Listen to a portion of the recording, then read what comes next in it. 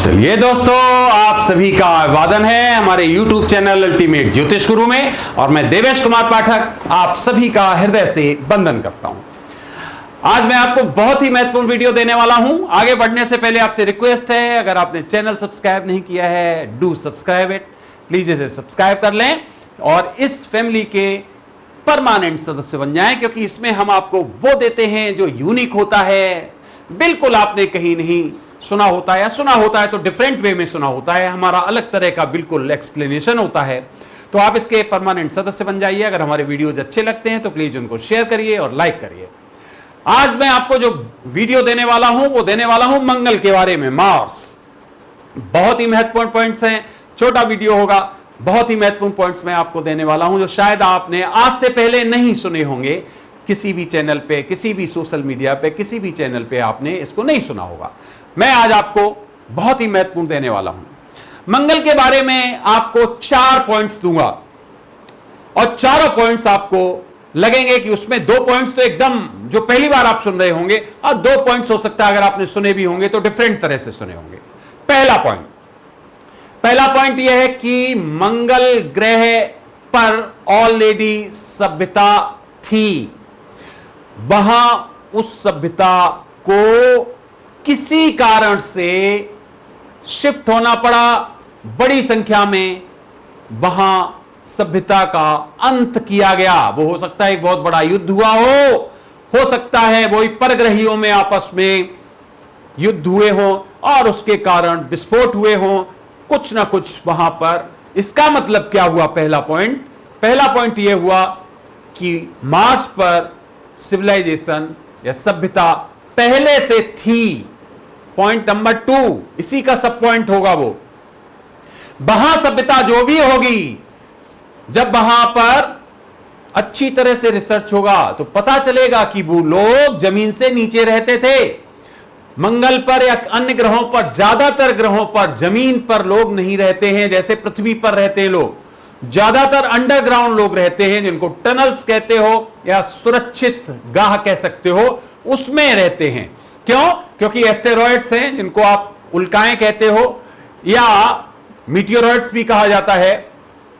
सूर्य से या जिस भी ग्रह के चक्कर काटता है वो ग्रेविटेशनल फोर्स में, उसका विकिरण हो सकता है।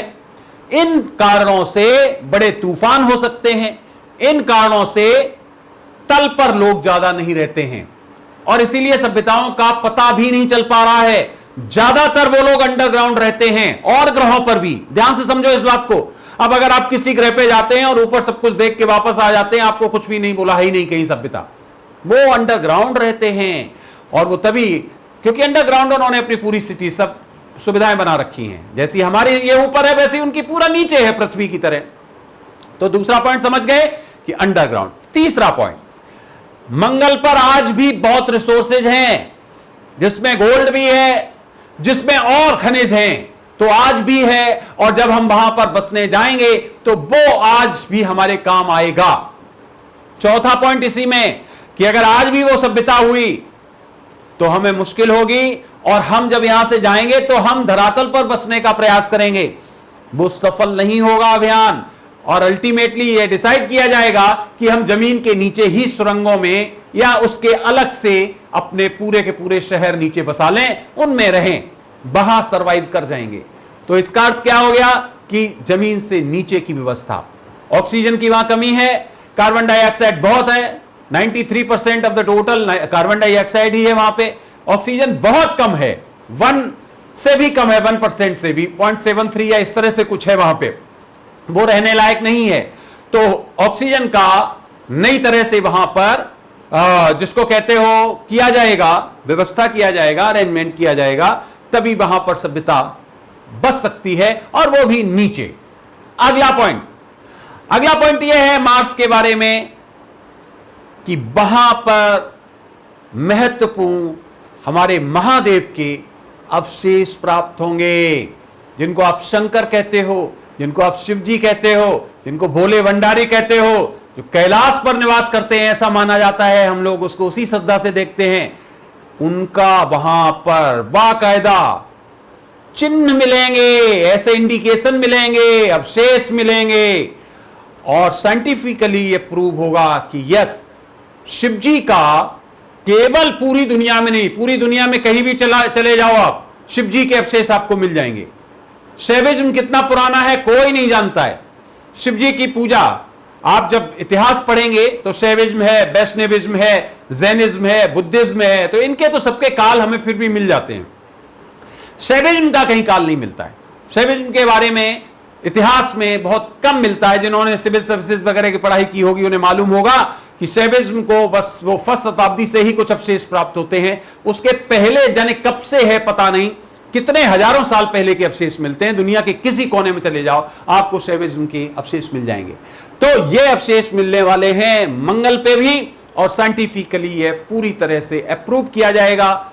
इसको दुनिया में पता चलेगा कि हां, शैविज्म के ये अवशेष हैं, लॉर्ड शिवा के ये अवशेष हैं। तो ये बहुत ही महत्वपूर्ण पॉइंट जो मैं आपको बताने जा रहा हूं वो ये है कि ये हमारे सोलर सिस्टम में आपको कई जगह पर अलग अलग तरह के अवशेष प्राप्त होंगे, और ये हम और आप आगे देखेंगे। तो मंगल के बारे में मैंने ये बता दिया। मैं अपने पहले वीडियोस दे चुका हूं जिसमें मैं बता चुका हूं कि 2029 तक कम से कम 3 ग्रहों पर हमारी सभ्यता बसेगी, ड्वेल करेगी, जाएगी नहीं, बसेगी। हम प्रयास करेंगे, वहां कुछ लोगों को छोड़ेंगे, उनको बसाएंगे, जिससे कि हमारी आगे की और ज्यादा सिविलाइजेशन वहां पर हो सके। क्यों? क्योंकि जितनी भी सिविलाइजेशन है, जिनको आप एलियंस कहते हो, जिनके बारे में थोड़ा सा विवेचन दिया था, आगे और दूंगा, वो इसी उसमें रहते हैं कि कहीं हमारा प्लानेट अगर खत्म हो गया, कोई प्रॉब्लम, क्योंकि ये इतना अनिश्चित है ब्रह्मांड, पता नहीं कब कहां से कौन